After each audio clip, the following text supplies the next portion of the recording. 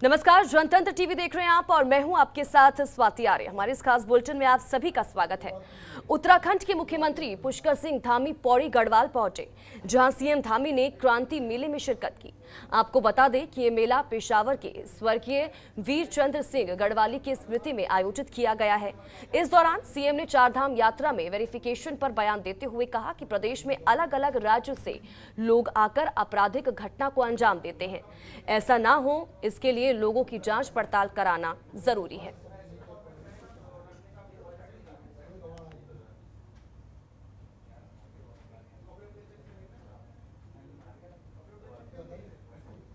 निश्चित रूप से ये हमारा धर्म, संस्कृति और अध्यात्म का केंद्र बिंदु है। हमारा उत्तराखंड हमारे राज्य का चूँकि दो अंतर्राष्ट्रीय सीमाओं से लगा हुआ भी राज्य है।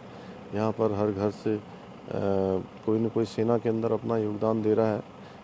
हमारे यहाँ पर देवभूमि के नाम से हम जाने जाते हैं, गंगा का प्रदेश है, इसलिए यहाँ पर इस प्रकार से कोई भी कानून व्यवस्था सब बनी रहनी चाहिए, शांति व्यवस्था बनी रहनी चाहिए।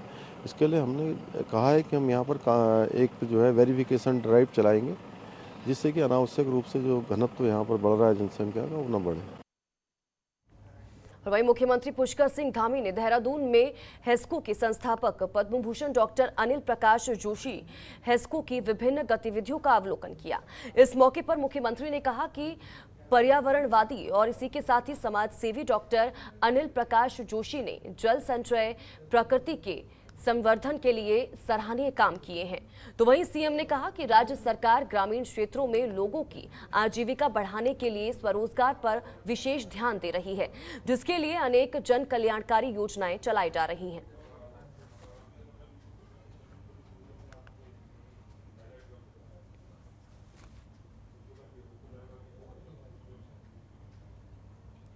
देखिए, यहाँ पर हमारे पर्यावरणविद भी हैं और समाज सेवी भी हैं, डॉक्टर अनिल जोशी जी, और बहुत सारे विषयों के विशेषज्ञ भी हैं। उन्होंने जो यहाँ पर जल संचय से लेकर प्रकृति का कैसे संवर्धन हो, कैसे यहाँ पर जो सामान्य से सामान्य व्यक्ति कैसे, और एक बिल्कुल जो समाज की हमारी अंतिम छोर है, हमारी ग्राम सभाएँ, हमारे ब्लॉक या हमारा मैं कहूँ कि एक सीमांत का क्षेत्र हो, उन क्षेत्रों में कैसे चीज़ों को डेवलप किया जाए, उसका एक यहाँ पर हर प्रकार से उदाहरण है। यहाँ पर घाट भी हैं, यहाँ पर हमारा जल संचय का भी है, हर प्रकार की चीज़ें यहाँ पर जो है प्रकृति संरक्षण के लिए यहाँ पर जो वृक्ष डेवलप हुए हैं लोगों के सहयोग से, वो अपने आप में एक बहुत बड़ा मैं कहूँ कि आने वाले समय के लिए भी हम लोगों के लिए, सभी लोगों के लिए प्रेरणा है। इसको हम लोग एडॉप्ट करेंगे, इसको आगे बढ़ाएंगे। लेकिन हमारे जो भी इस प्रयोग किए गए उनका अवलोकन और ख़ास तौर से प्रकृति के माध्यम से ही, उसके विज्ञान के माध्यम से ही संरक्षण की संभावनाएं हो सकती हैं, इसको लेकर केंद्रित आज उनका ये अवलोकन था। मैं समझता हूँ कि उन्होंने जो कुछ देखा और जो उन्हें भाया, वे निश्चित रूप से आने वाले समय में इस राज्य की भावी योजनाओं का में झलकेगा, ऐसा मेरा विश्वास है। वहीं पूर्व मुख्यमंत्री त्रिवेंद्र सिंह रावत बाजपुर पहुंचे, जहां पहुंचने पर बीजेपी कार्यकर्ताओं ने उनका जोरदार स्वागत किया। इस दौरान उन्होंने गौशाला का भ्रमण किया और इसी के साथ ही गौवंशीय पशुओं को गुड़ भी खिलाया। वहीं इस मौके पर पूर्व मुख्यमंत्री त्रिवेंद्र सिंह रावत ने NH-74 घोटाले में सफेदपोश नेताओं की भी मिलीभगत होने की बात कही। साथ ही उन्होंने कहा कि प्रदेश सरकार CBI जांच करा रही है।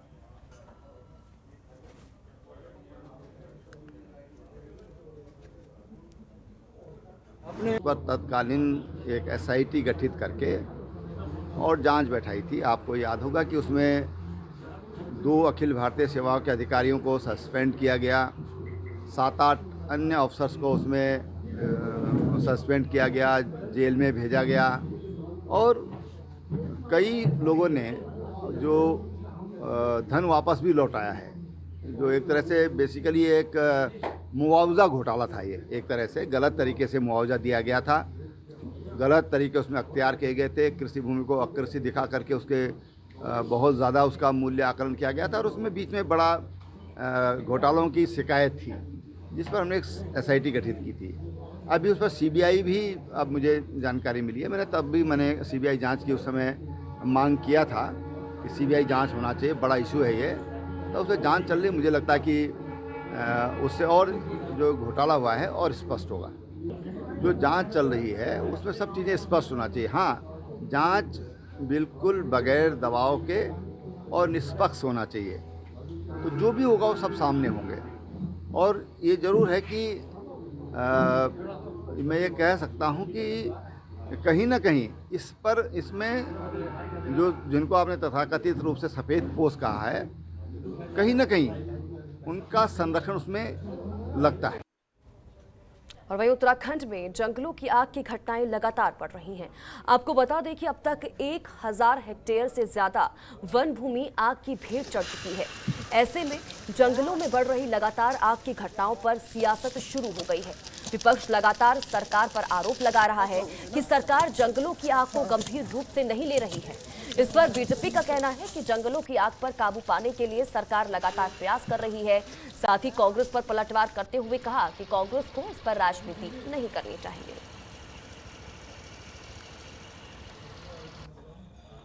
धू-धू करके जल रहा है। रोजाना समाचार पत्रों के मुख्य खबर होती है कि 88 से ज्यादा गांवों में आग लग चुकी है और आग बुझाते बुझाते कितने ग्रामीण लोग उस आग में झुलस चुके हैं। लेकिन हमारे वन मंत्री कहाँ हैं, जिनको इस आग की पूरी समीक्षा करनी चाहिए थी या कोई कारगर कदम उठाने चाहिए थे? वो हैं अपने निजी कार्यों की वजह से मुंबई में। अगर निजी कार्य आपकी प्राथमिकता है, वन मंत्री जी से कहना चाहती हूँ, सुबोध उनियाल जी से, कि अगर आपके निजी कार्य आपकी प्राथमिकता है तो फिर आपको जिम्मेदार पदों से इस्तीफा दे देना चाहिए या इनको स्वीकार ही नहीं करना चाहिए। वनाग्नि को लेकर राज्य सरकार पूरी तरह से गंभीर है और इस पर नियंत्रण करने के लिए पूरा वन विभाग पूरी ताकत के साथ काम कर रहा है। और वन विभाग ही नहीं बल्कि अन्य संबंधित विभागों का भी इसमें सहयोग लिया जा रहा है। तो ये विषय राजनीति का नहीं है, लेकिन दुर्भाग्य की बात यह है कि कांग्रेस को हर बात पर राजनीति करने की एक आदत पड़ गई है। और इसकी मुख्य वजह यह है कि कांग्रेस अपनी लगातार पराजय के कारण कुंठित महसूस कर रही है और अपनी कुंठाएं इस प्रकार की अनर्गल बयानबाजी के माध्यम से निकालती है। उत्तराखंड में एक बार फिर प्रशासनिक फेरबदल हुआ है। आपको बता दें कि प्रदेश में 7 आईएएस और 2 पीसीएस अधिकारियों के तबादले हुए हैं, जिसमें नैनीताल के डीएम धीराज गर्ब्याल को अतिरिक्त जिम्मेदारी दी गई है। उन्हें केएमवीएन के एमडी की भी जिम्मेदारी सौंप दी गई है। तो वहीं मनोज गोयल को देहरादून का नगर आयुक्त बनाया गया है। इसके अलावा आपको बता दें कि मयूर दीक्षित को रुद्रप्रयाग का डीएम बनाया गया है, जबकि नरेंद्र सिंह भंडारी को जिलाधिकारी चंपावत की कमान सौंपी गई है। वहीं विनीत तोमर को चंपावत के डीएम पद से हटा के परिवहन निगम का एमडी बनाया गया है। अपर सचिव रंजना को परिवहन निगम के एमडी के पद से हटाकर राज्य के उत्तराखंड शहरी क्षेत्र विकास एजेंसी के पीडी की जिम्मेदारी दी गई है।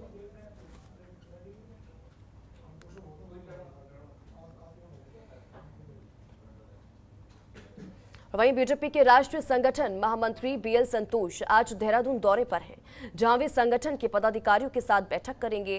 तो वहीं आपको बता दें कि 24 अप्रैल को बीएल संतोष की अध्यक्षता में बीजेपी संगठन की बड़ी बैठक होगी, जिसमें बीजेपी में संगठन स्तर पर बदलाव पर चर्चा हो सकती है। साथ ही इस बैठक में मुख्यमंत्री पुष्कर सिंह धामी के उपचुनाव की तैयारियों और कई मुद्दों पर भी मंथन किया जाएगा।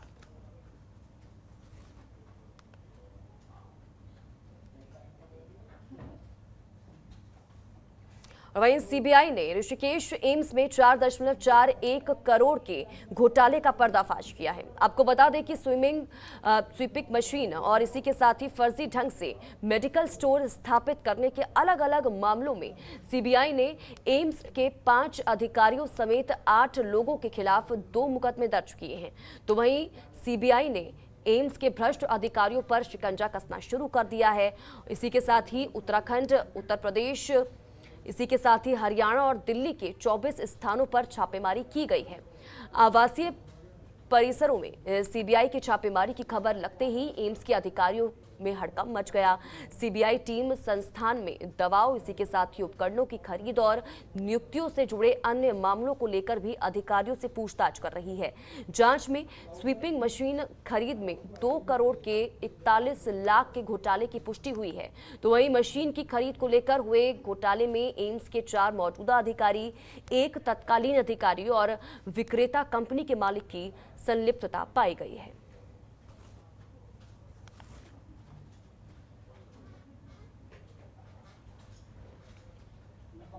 और वहीं उत्तराखंड में प्रदेश सरकार स्कूली शिक्षा से लेकर पूरी शिक्षा के ढांचे पर ज्यादा बल दे रही है। शिक्षकों के साथ साथ शिक्षण क्षेत्र से जुड़े हर किसी का ध्यान रखा जा रहा है और इसी कड़ी में अब धामी सरकार ने शिक्षा मित्रों के लिए एक बड़ी सौगात दी है। बता दें कि सरकार ने राजकीय प्राथमिक विद्यालयों में कार्यरत शिक्षा मित्रों का 5,000 मानदेय बढ़ा दिया है। प्रारंभिक शिक्षा अपर सचिव दीप्ति सिंह ने आदेश भी जारी कर दिए हैं। अपर सचिव ने बताया कि राज्यपाल की स्वीकृति मिल गई है। इससे करीब 750 शिक्षा मित्रों को लाभ होगा। पहले सरकारी प्राथमिक विद्यालयों में नियत मानदेय पर कार्यरत शिक्षा मित्रों को 15,000 रुपए का मानदेय मिलता था, लेकिन अब इसे बढ़ाकर 20,000 कर दिया गया है।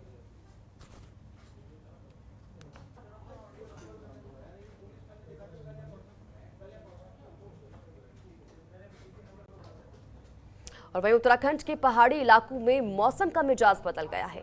केदारनाथ सहित ऊंची चोटियों पर बर्फबारी हुई, तो वहीं चमोली में बारिश होने से जंगल की आग से राहत मिली।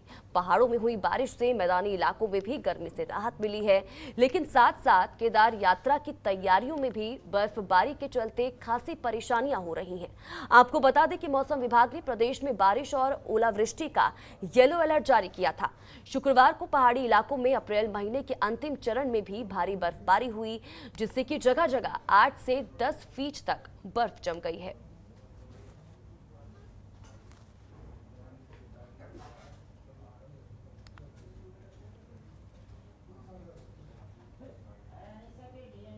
और वहीं मुख्यमंत्री पुष्कर सिंह धामी के चंपावत विधानसभा से उपचुनाव लड़ने के फैसले के बाद जहां की चंपावत विधानसभा के कार्यकर्ताओं में उत्साह देखने को मिल रहा है, तो वहीं जिले की दूसरी विधानसभा लोहाघाट में भी मुख्यमंत्री के उपचुनाव को लेकर बीजेपी कार्यकर्ताओं में खासा उत्साह है।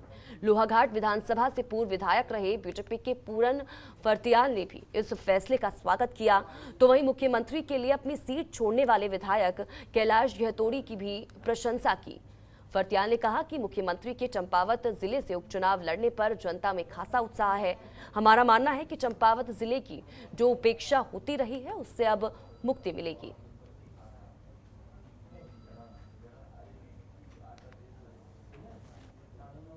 हमारे चंपावत जिले की दोनों विधानसभाओं में बहुत फ़ायदा मिलेगा। दोनों विधानसभाओं का विकास होगा। जो यहाँ स्वास्थ्य की व्यवस्था है उसमें भी सुधार होगा। जैसे यहाँ हमारे लोहाघाट विधानसभा में बहुत से डॉक्टर हैं, लेकिन एक स्त्री रोग विशेषज्ञ और हड्डी रोग विशेषज्ञ नहीं है। उसमें माननीय धामी जी का फोकस रहेगा और मुझे पूरा विश्वास है कि हमारा चंपावत जिला विकास की राह में आगे बढ़ेगा। हमारे पूरे चंपावत क्षेत्र की जनता बहुत अपने को सौभाग्यशाली मान रही है। माननीय धामी जी हमारे क्षेत्र से चुनाव लड़ रहे हैं और अवश्य वो एक ऐतिहासिक जीत हासिल करेंगे, मुझे पूर्ण विश्वास है। कैलाश गहतोड़ी जी को धन्यवाद दूंगा कि उनने एक अच्छा काम किया है और अपने जिले पे एक प्रदेश के मुखियाओं को निमंत्रण देके वहां से उपचुनाव में उनके लिए सीट छोड़ी है, उनको धन्यवाद दूंगा। और निश्चित तौर पे एक एडवांस के तौर पर माननीय मुख्यमंत्री जी को भी बधाई दूंगा, क्योंकि जब वो खटीमा से पराजित हुए थे तब से लोगों को जनपद चंपावत के बगल की सीट खटीमा थी और लोगों को एक टीस भी थी कि हमने अपने एक बड़े नेता को हराया है। और जब से चंपावत में कयास लगाए जा रहे थे कि चुनाव माननीय मुख्यमंत्री जी यहां से लड़ेंगे, आज इसके इस्तीफे होने के बाद वो लोगों की जो भावना थी कि हमारा नेतृत्व पुष्कर सिंह धामी जी चंपावत से करे, जिससे कि हमारे रुके हुए काम आगे बढ़े। और वहीं उत्तराखंड में आदर्श राशन डीलर्स वेलफेयर एसोसिएशन की टीम ने कैबिनेट मंत्री रेखा आर्या से मुलाकात की। मुलाकात में टीम ने कैबिनेट मंत्री के सामने अपनी 4 सूत्रीय मांग रखी, जिसमें एपीएल कार्ड में प्रति कार्ड 10 किलो गेहूं और इसी के साथ ही 10 किलो चावल का वितरण करने की मांग रखी गई। वहीं मांगों को सुनने के बाद रेखा आर्या ने जल्द ही विचार विमर्श कर कार्रवाई करने का भरोसा दिया है।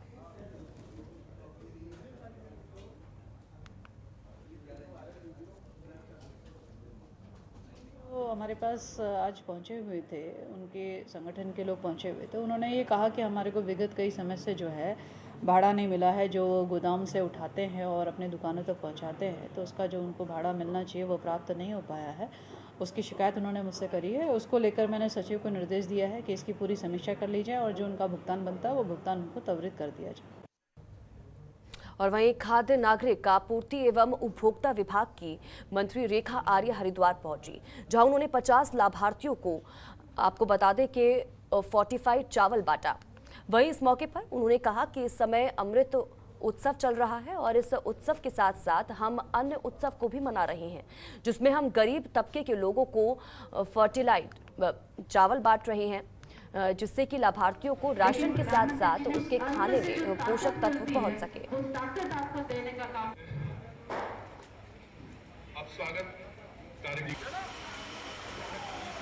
जिस तरह अमृत महोत्सव सेलिब्रेट कर रहे हैं, उस अमृत महोत्सव के दौरान में ही एक अन्न उत्सव हम लोग भी सेलिब्रेट कर रहे हैं। और उस अन्न उत्सव में जो है पोषण से जुड़ा जो है आज फोर्टिफाइड राइस जो है, हमारे जो बिल्कुल गरीब तबके के हमारे जो लाभार्थी हैं, गरीब तबके के हमारे लोग हैं, जो अंत्योदय वाले हैं, जो प्राथमिक कार्ड धारक हैं, उनको जो है किस प्रकार से राशन भी मुहैया कराना और साथ साथ में पोषण भी मुहैया कराना, ये दोनों को हम सुनिश्चित कर रहे हैं। और इसको अन्न उत्सव के रूप में भी और अमृत महोत्सव के रूप में भी हम लोग सेलिब्रेट कर।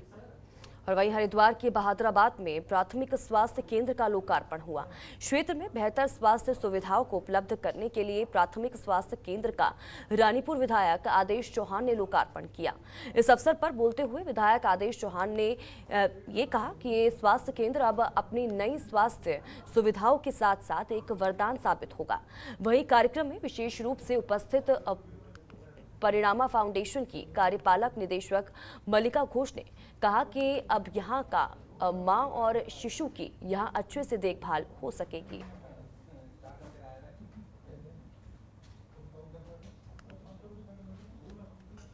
परिणाम फाउंडेशन और उज्जीवन बैंक से है। हमारा ये छोटे कदम प्रोजेक्ट है और 200 प्रोजेक्ट सब देश में किया ऐसा कोविड के बाद और उसके पहला। और हमको अच्छा हेल्थ केयर सिस्टम लाना है सब लोग के लिए और इसलिए किया। सो हम बहुत थैंक यू फॉर हमको अपॉर्चुनिटी दिया करने के लिए। और मैं होपफुली ये रख सकता अच्छा से और माँ और सब बच्चा अच्छा से जी सकता है। बहादुराबाद का जो मातृ शिशु कल्याण केंद्र है, लगभग 8 माह पहले यहाँ पर जो एक दुर्घटना आगजनी की हुई थी, जिसके कारण यहाँ की वायरिंग, यहाँ के इक्विपमेंट, ये सब चीज़ें जल गए थे। और मैं धन्यवाद करूँगा जीवन फाउंडेशन का, जीवन बैंक फाउंडेशन वालों का, कि उन्होंने इसको टेक ऑफ किया और इसको टोटल दोबारा से इसका रिनोवेट किया और जितनी भी आवश्यक उपकरण की आवश्यकता थी वो सब लगाए, बेड वगैरह दिए, हमारे जो इक्विपमेंट है जो खराब हो गए थे उनकी रिपेयरिंग कराई। और वहीं धर्मनगरी हरिद्वार में देश ही नहीं बल्कि दुनिया भर से पर्यटक आते हैं। ऐसे में शहर के विकास और शहर को सुंदर व्यवस्थित बनाने को लेकर जिला अधिकारी विनय शंकर पांडे ने बैठक की।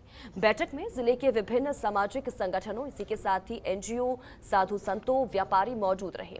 बैठक के बाद जिलाधिकारी ने बताया कि जिला प्रशासन की तरफ से हरिद्वार विकास परिषद का गठन किया जा रहा है, जिसमें शहर के हर वर्ग के चुनिंदा लोगों को रखा जाएगा, जो शहर के विकास के साथ साथ शहर को सुंदर और व्यवस्थित बनाने के लिए अपने सुझाव देंगे और जो काम कराए जाएंगे उन पर निगरानी भी रखी जाएगी।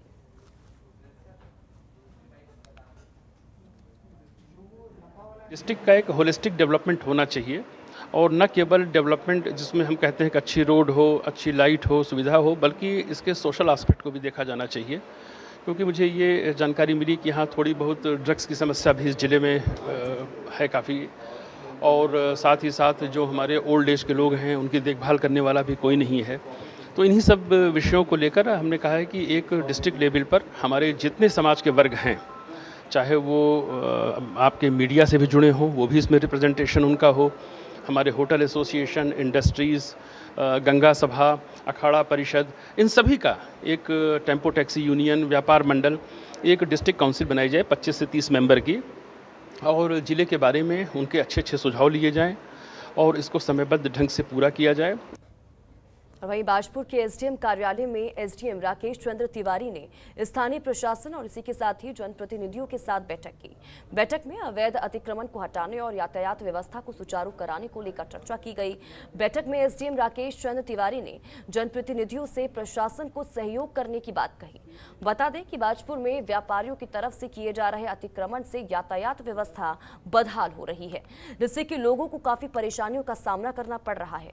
इसी के चलते बाजपुर के एसडीएम ने बैठक की, तो वहीं एसडीएम ने नगर पालिका के अधिशासी अधिकारी को नगर में मुनादी कर लोगों को जागरूक करने के निर्देश दिए। उन्होंने कहा कि यातायात व्यवस्था को दुरुस्त कराने के लिए लोगों को जागरूक किया जाएगा और अगर इसके बावजूद भी लोग नहीं मानेंगे तो उन पर सख्त कार्रवाई की जाएगी।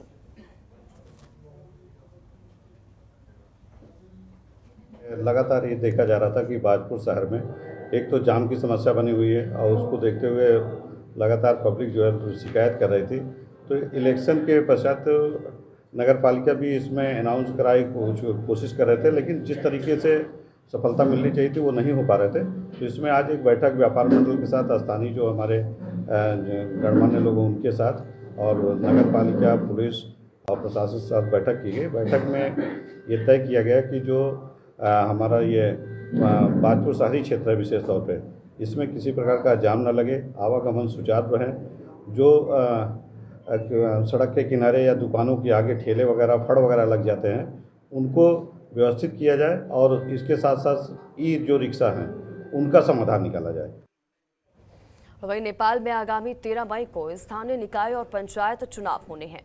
आपको बता दें कि जिसके सफल संचालन के लिए दोनों पड़ोसी देशों की सीमाओं से लगने वाले जिलों के अधिकारियों के बीच बैठक हुई।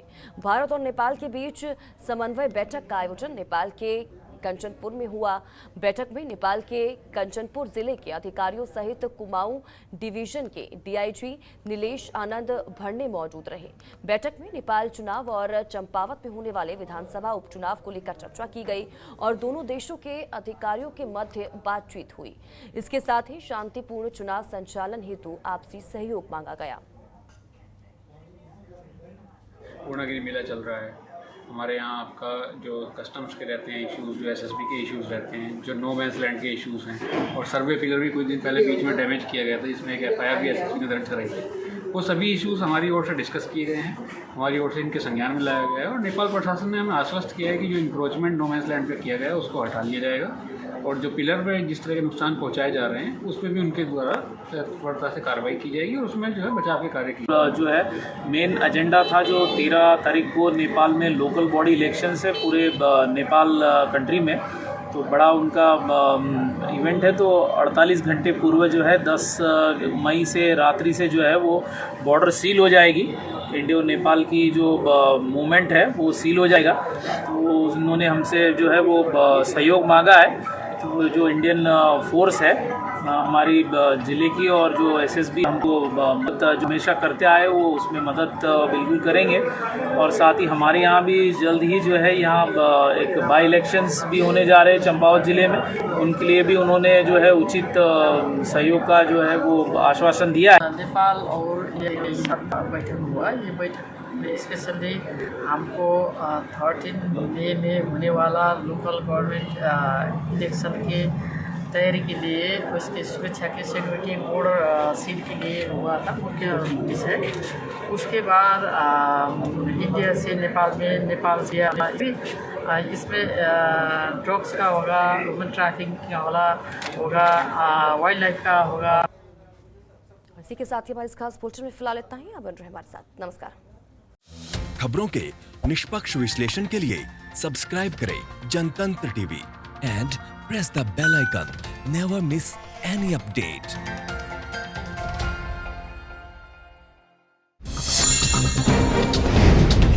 डाउनलोड कीजिए जनतंत्र टीवी ऐप को, जो कि अवेलेबल है गूगल प्ले और ऐप स्टोर पर। अधिक जानकारी के लिए अभी डाउनलोड करें।